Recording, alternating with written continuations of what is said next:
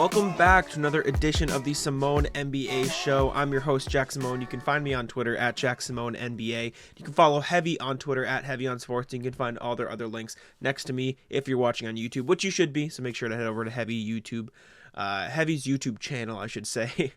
Subscribe to them there so you can find all their other links on the side of the screen. No guest this week. Thank you guys for all the support on last week's episode with Brandon Davies. Should have some more cool guests coming at you in the future, but this week you're stuck with me. We're going to talk Russell Westbrook and the Lakers. We're going to talk the Utah Jazz, potential landing spots for some of the guys that could get traded this summer, and then some Warriors talk, Curry's cover story with Rolling Stones, and then some other quotes that Heavy got from Sean Devaney, specifically, sources there. So we're going to start it off, though, with Russell Westbrook to the Lakers. We'll get right into that. Russell Westbrook is still a Los Angeles Laker, and for now, it doesn't seem like that's going to change.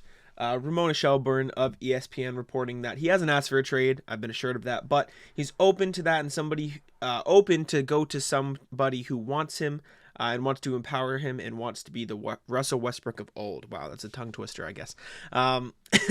Lakers don't like the offers they've been getting, however, and right now it seems like he's going to be in Los Angeles to start the season, for better or for worse.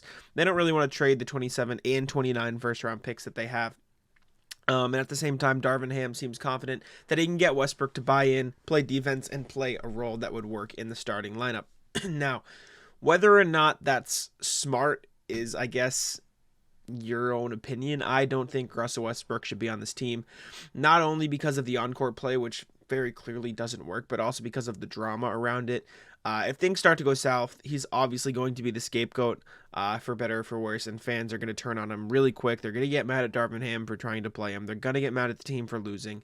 And that's if it doesn't work. Maybe it works. Maybe miraculously Russell Westbrook buys into a Javonte Green-esque role where he's just a cutter and a roller to the rim and playing in the corner and, shooting limited threes and just trying hard on defense. That's possible. And that could work alongside Anthony Davis and LeBron James and all the players they've added. But right now, it doesn't look like that's a thing. Right now, it looks like that's not going to work. But at the same time, the Lakers don't want to trade him. You've heard of the Indiana Pacers deal for Buddy Hield and Miles Turner. That would give them two quality players to play alongside LeBron and Davis, as would a deal with the Jazz, which could net them three, realistically speaking, if they're willing to give up at least both first-round picks. But they don't want to do that. It's been made fairly clear that they don't want to give up the 27 and 29 first-round picks, which could come back to bite them. Russell Westbrook recently listed his home in LA for sale, which has made headlines because the offseason is dead and there's nothing else to talk about. So that's something to watch out for. Maybe there's potential moves on the way. You don't really know. Right now, it seems like the Lakers are content on just keeping him and kind of running it that way, which is interesting. Again, I don't like it, but in terms of places that could actually use Russell Westbrook, there aren't many. There aren't many places that could actually utilize Westbrook's skill set because most teams around the league have either have a point guard or B, don't have the assets to trade for Westbrook. Now, I looked around, checked out the trade finder, looked at this, the teams, a list of teams, and I can only find two where it would realistically make sense. This is outside of Utah and Indiana, who have both expressed the desire or like a salary dump. I'm talking two places that could potentially actually use Westbrook and should be interested in the deal. First one is the Dallas Mavericks. Now, that was reported and rumored a long time ago, earlier this offseason, that, maybe he could have a role here. Maybe they'd want to sign him if he got bought out. But then Jason Kidd and the Mavericks squashed that and said, no, we don't want Westbrook. But they lost Jalen Brunson. And obviously, Jalen Brunson and Russell Westbrook are very different players. Brunson's an average three-point shooter. Westbrook should be a non-shooter at this point. But if they're looking for guard depth and somebody who can come off the bench and help lead the second unit, Westbrook wouldn't be a bad idea. Running Spencer Dinwiddie, and Luka Doncic as the starting backcourt with Westbrook running the second unit could be something to consider, especially because they don't really have a backup point guard right now. Or you could just sign Dennis Schroeder, who is going to be the MVP of the EuroLeague, which would probably be a better idea. But the upside to that trade for the Mavericks is that they would clear up a ton of cap space next offseason. Their whole goal right now should be to find an adequate second star for Luka. It failed. The Kristaps Porzingis trade failed. That didn't work. That was their first attempt at it. Didn't work. Getting another chance at it is important. if they trade Tim Hardaway Jr., Davis Bertans, and the minimum contract or two for Westbrook and one of those two first, they not only add another first round pick to put in a potential trade down the line for a big time star, but they also clear up a bunch of space next offseason to build. Even if they don't land a star next summer to potentially pair with Doncic, which, who's to say if they could find one anyways, they would at least have money to spend on guys that A, fit the team better, and B, could be traded down the line for that star. Right now, you've got Bertans making a ton of money, Hardaway Jr. making a ton of money. THJ could potentially come back next season because he was injured and make a big-time impact. But Davis Bertans is just not that guy. He's proven that he's not really fit for that sort of thing. So you debate, is it worth keeping them on the roster? Should you trade him for Russell Westbrook and then have that salary clear up even sooner? Like I said, you'd have to pair, just because of how much Westbrook makes, you'd have to pair a couple of minimum contracts with it just to get it to work. But it could be worth it, because you look at the 2023 free agency class, potential guys you could sign to put alongside Luka Doncic. Andrew Wiggins could be a free agent if he doesn't work up something with the Warriors, which we'll get into a little bit later. That could be an option. Kyrie Irving will be a free agent. Chris Middleton will have a player option, which we'll probably pick up. Other guys, that's about it for the star potential. But like I said, even if you can get a couple guys for $15 million a pop, $20 million a pop, just to bring them in and have them as that trade bait, you look down the line. Harrison Barnes will be a free agent. That'd be a solid signing to bring him back, even though his relationship might not be ideal. D'Angelo Russell will be a free agent if you want to lob 15 to 20 mil at him. Miles Turner will be a free agent if you want to go after him in free agency. Patrick Beverley will be a free agent. Christian Wood, you'll have to re-sign him, obviously. Steven Adams, Karis LeVert. There's plenty of quality role players that you can grab to put alongside Luka Doncic next summer in order to prepare. Maybe you package them with a couple of those first round picks, the Lakers one you got and one you already have on the roster, to get a star, because that next free agency too, even if you wanted to sign them to 1-year deals, say you sign D'Angelo Russell to a 1-year $20 million deal to play alongside Luka next offseason. Say you sign Harrison Barnes to a 1 in a team option. That next offseason, the offseason of 2024, that's where you start getting the big-time players. That's when you see Jaylen Brown's a free agent. That's when you see Chris Middleton's officially going to be free agent. That's when you see Pascal Siakam's going to be free agent. That's when you see Fred VanVleet, Tobias Harris, James Harden, CJ McCollum.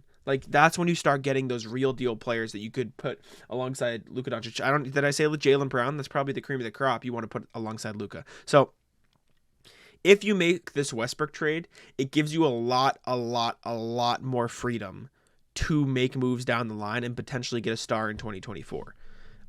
Plus you get the pick, plus you have your own picks, which I think they're hesitant to trade. So that could be an option that the Lakers should consider. I think it wouldn't be the worst idea in the world. It could end up helping them better plan for Luka's future and getting a star in 2024. So keep an eye out for them. The other team that Westbrook could go to and actually have a solid impact is, I wrote Wizards parentheses LOL here because he got traded from the Wizards to the Lakers. But realistically speaking, they're the only team that Westbrook could start on and play like himself. Because it works. He helped them make the playoffs 2 seasons ago with Bradley Beal. They'd have Kristaps too. The only issue there is there's no trade for them to make, right? The only potential trade they could make to get Westbrook back would be dealing Will Barton, Kyle Kuzma, and Delon Wright and some younger guys. And the Wizards aren't going to make that deal because they just added depth around Beal. The only thing they could do is trade Porzingis and other pieces for Westbrook, and even that I don't think would be worth it. So there's no feasible deal the Wizards could make for Westbrook, but that's really the only landing spot you could look at and say, yeah, Westbrook could start for that team and help make them better. Which isn't a knock on Westbrook as much as he just doesn't really fit a lot of teams around the league. His play style is kind of fading out, and that's a big reason why the Lakers failed last season. You need to put Westbrook in a position where he can be the guy, or else he'll fail. And in OKC, you saw that that's not good enough to win a championship. So the Wizards can't make a deal. Maybe he gets bought out, or maybe they go after him next offseason, and then that's the point guard they want next to Beal for a little while. But right now, the Mavericks seem like the only team that could possibly trade for Westbrook and have it be worth it, where they would only be getting one pick. So And even that I don't think will happen. I think Westbrook will end up in LA until things start to go bad, and then he'll end up in Indy or Utah. But Mavericks could be a solid idea. And in terms of teams where Westbrook could actually play, Wizards seem like the only one, and a trade just isn't possible with the money there. So Westbrook's going to be in LA for now, even though he just listed his home for sale. Next up, I want to talk about the Utah Jazz. According to Zach Lowe, Utah believes that Bojan Bogdanovic, Malik Beasley, and Jordan Clarkson are all worth first-round picks. I talk too fast sometimes, which I would agree. I think you could probably get a first for all three of those. Bojan's a bit more iffy because he's on a one-year deal. He makes a lot of money, and it's expiring, so maybe that's more like an Evan Fournier trade that the Celtics made a couple years ago, but Beasley and Clarkson I can definitely see getting first-round picks because of how young they are and stuff like that. But regardless, I think the right team giving a first-round pick for any of those three guys would make sense. So I put out a list, or I wrote a list, I should say, and I'm going to tell you now, of potential fits for each of those players, or just teams that could make a deal for any of them, where I think it could make some sense. So we'll start out with the Miami Heat. They have a very clear path to acquiring any of those three guys because of Duncan Robinson's contract, which I guess is looked at as negative value now because of his down year last year. I still think he has time to bring that value back up. I think he still played okay last year. Obviously, the defense is suspect, but I think he mainly just got pushed out because of Max Strus. They just kind of found a better version of Duncan Robinson who could bring them more on both ends of the court, especially. So, but the Heat could be a player. They don't have a power forward right now. They lost PJ Tucker, and they didn't really replace him. Right now, the starting lineup probably looks something like Kyle Lowry, Tyler Hero, Max Strus, Jimmy Butler, Bam Adebayo. And Jimmy Butler can play the floor. He's definitely physical enough to do that, but definitely not an ideal situation. Maybe they slot in Caleb Martin and bench Tyler Hero again, although he's expressed that he wants to be the starter, which we'll see how that goes. Pat Riley essentially clapped back and said, okay, you got to earn it though, which did he earn it?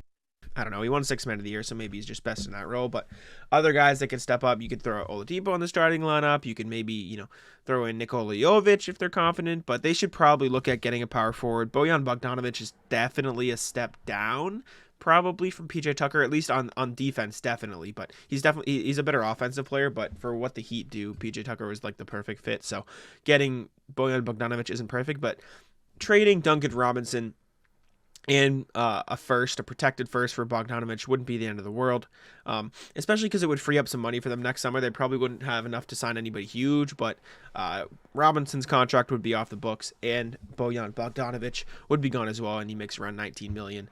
So they probably would have to actually throw in a minimum contract alongside Robinson just to get the deal done, but that could be a potential fit. And then if they wanted to trade Duncan Robinson for like Beasley or Clarkson, that would be fine too, but the fit is there with Bojan for Miami, and that probably would be make the most sense for them if they were to make a deal with the Jazz. Next up is the Knicks, the New York Knicks. I think they could potentially be players in this conversation just because of Evan Fournier. They're in a similar situation to what I was talking about with the Mavericks earlier when we were discussing Russ. They have all these players who make a lot of money. They just signed Jalen Brunson. They just re-signed RJ Barrett. Julius Randle makes a ton of money, and then there's Evan Fournier. If you trade Evan Fournier and a first to the Jazz, get back Malik Beasley or Jordan Clarkson, it could potentially be worth it because you get off that money a little bit earlier. Or if the Knicks wanted to go full balls to the wall and say, we don't want our Julius Randle anymore, trading Randle and a first for a combination of Bojan and then Beasley or Clarkson could potentially be worth it for them. Call me crazy, but have we seen that Julius Randle doesn't work, right? Is that one season a fluke? That's a conversation. Can he work alongside those two as like the second option, third option instead of the first option? Sure. Is he willing to do that? I don't know. The question is, are the Knicks at the point where they're willing to attach a protected first-round pick to Julius Randle to get off his contract? I think that's a question that needs to be asked. Say they trade Julius Randle for, we'll go Bojan Bogdanovic and Malik Beasley. Jazz want a first for each of them, so that'd probably have to be 2 firsts unless they think they could flip Julius, which I don't know if that's worth it, but then you could roll out a starting lineup of maybe Jalen Brunson, Malik Beasley, RJ Barrett, Bojan Bogdanovic, Mitchell Robinson with all the young guys and Evan Fournier off the bench. Is that better than what they have right now? I don't know. That's a question. Does it fit better? Do Bogdanovic and Beasley fit better alongside RJ and Jalen Brunson than Julius Randle does? Probably, right? Like just shooters instead of this weird like score first now bruiser forward whose 3-point numbers were great, then they kind of fell off a little bit, who needs the ball in his hands a lot, or should I say wants the ball in his hands a lot. I think it could be something to consider, but at the very least, attaching a first to Fournier for Bojan or for Beasley or Clarkson could be worth it for them because it could get off that money a little bit earlier. So I wouldn't rule out the Knicks. They probably won't make any moves ahead of the season, but if they were, the Utah Jazz could be a team to watch with one of those three players.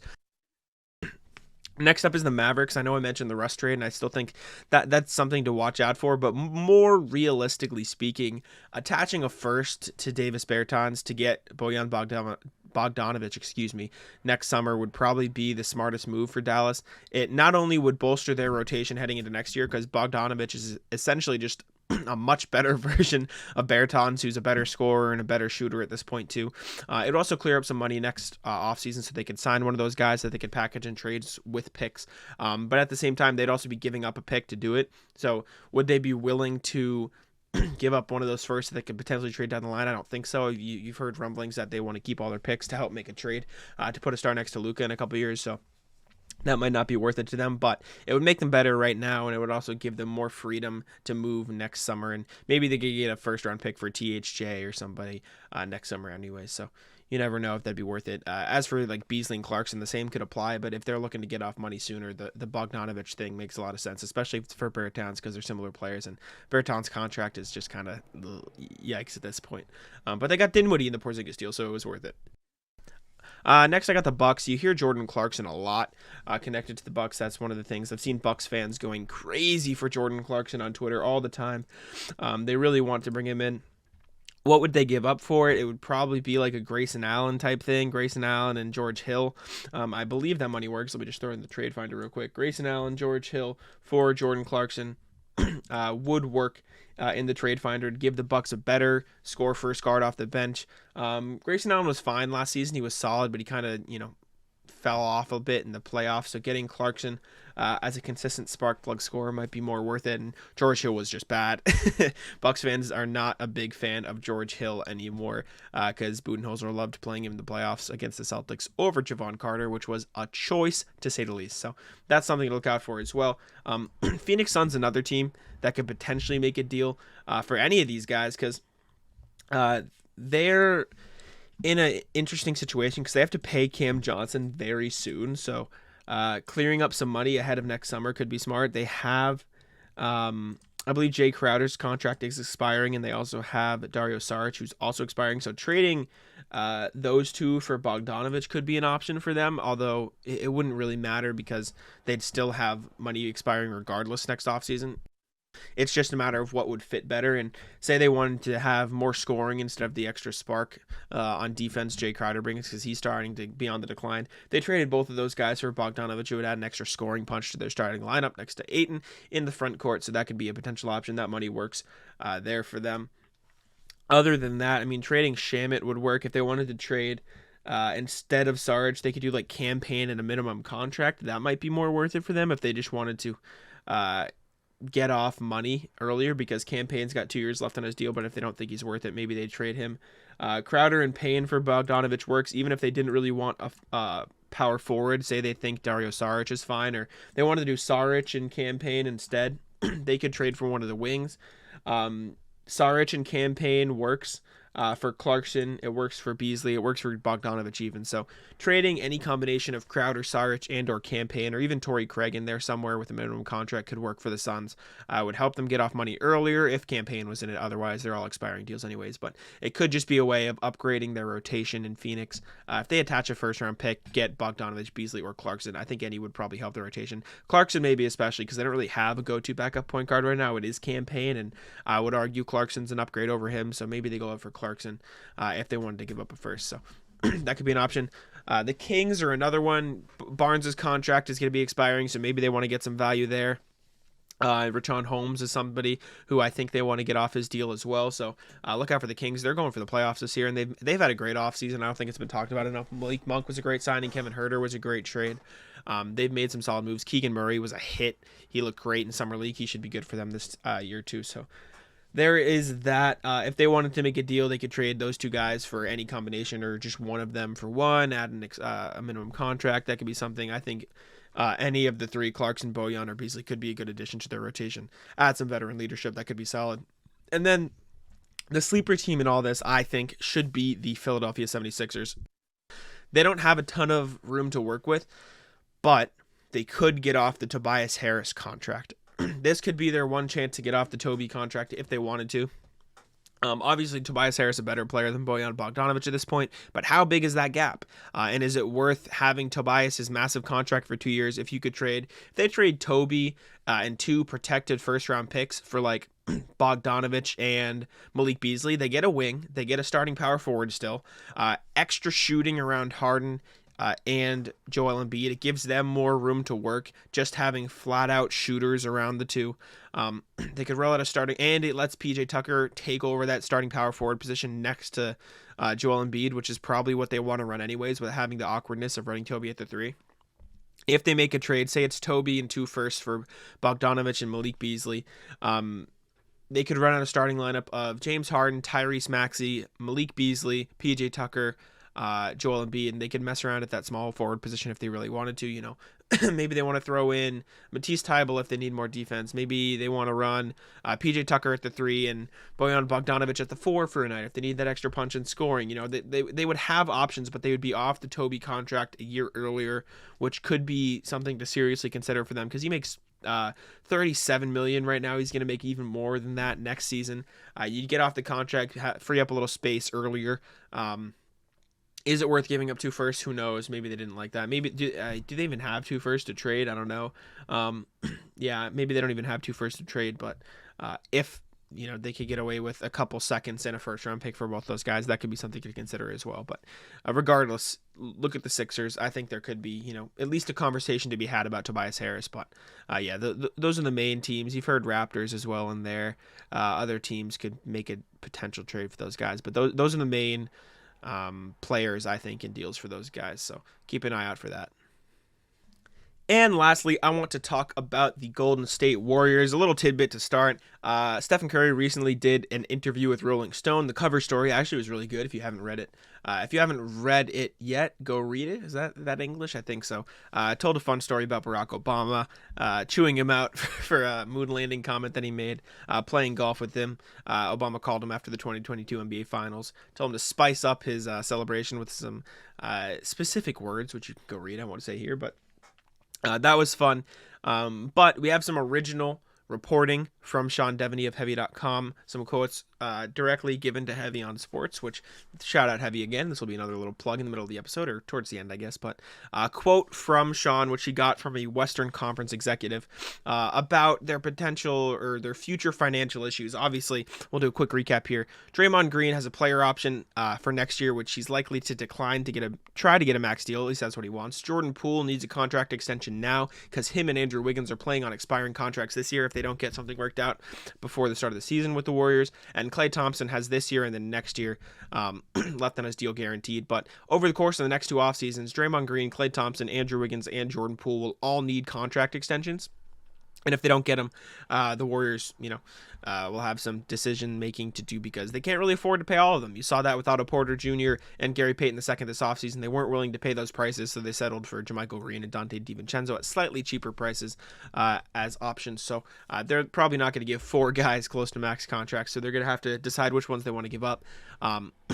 From a team building perspective, it's probably smarter to let go of Green or Klay Thompson because Poole and Wiggins are on the younger side. They could be part of the future generations of Warriors, which you're trying to plan for now, because who knows how many years Curry, Green, and Klay have left, probably 2 or 3 maybe, of really high level basketball. So giving up one of the older players and prioritizing younger guys could be smarter. But a quote from the Western Conference executive noted that Steph is really kind of in charge. Not really. The front office obviously makes the decisions, but he loves Dre and Klay. They're a package deal, and this is the quote. I'll read it for you here. Steph terrifies them in that front office. I mean, within reason. Steph wanted Avery Bradley last year, but they wanted Gary Payton II. They didn't listen to him, and there was no problem with that. I think Steph likes to have a voice, but does not get caught up in dictating moves. Klay and Draymond, though, that would be different. If they moved on from either one, they better make a good case as to why to Steph, or they can alienate him. I don't know what a pissed off Steph would be like to deal with. He never seems to come off that way, but they don't want to find out. They can move either guys. They just have to realize they've got to make the case to Steph for that.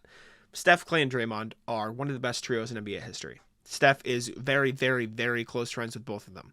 If the Warriors decided to get rid of them, they would probably have to run it by Steph, and I don't think Steph would want to get rid of either one of his friends. They've won 4 championships together. They've been successful together, so if the Warriors do decide to get rid of one of those two players, they could run into a very angry Stephen Curry, which, considering he's the best player in team history, sorry, Wilt Chamberlain, they probably don't want to do. He's won them 4 titles. He's just coming off a finals MVP season. He could very well be in the MVP race next year at however old he is, 33, 32, I don't know. They don't want to anger Steph Curry. A minor decision like choosing Gary Payton over Avery Bradley and going against his wishes is fine, but like the Western Conference executive said, Klay and Draymond's a different story. If they get rid of one of them without consulting Steph, could be cause for issues. Now, the Western Conference executive also provided quotes on Jordan Poole and Andrew Wiggins, their situations, which I wrote about for Heavy.com. You can check that out. I don't think I've released the Andrew Wiggins quote yet, but I'll read them both here, just talking about how they could potentially feel moving forward into contract years. For Andrew Wiggins, a West exec said, Wiggins is like the opposite of version of Harrison Barnes. Barnes won rings early, then wanted to get a bigger role and be the star. He got to do that for some bad teams, and now it is, geez, I wish I was winning again. Wiggins is going the opposite way. He's pretty well set on staying with the Warriors if they can pay him. So from that quote, Andrew Wiggins wants to be with the Warriors.